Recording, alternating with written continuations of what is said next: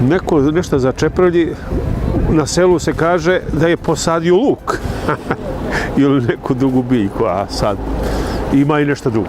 Može da ostvari, ali ne da ostvari, zainati se. Pa kao da sakrije.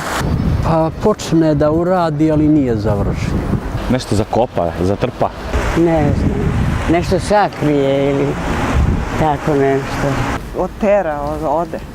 Začeprlji, to bi trebalo da nešto zatvori. Nešto zabrlja. Pa svi ti izrazi, sve nešto u vezi pođi sa mnom, da se nešto ukrade. Možda ponovite? Začeprlji. Začeprlji? Kao da zapuši nešto ili tako? To kako bi ja rekla na našem tamo, hoće nešto, ali ne zna šta hoće. Ne da sakrije, ali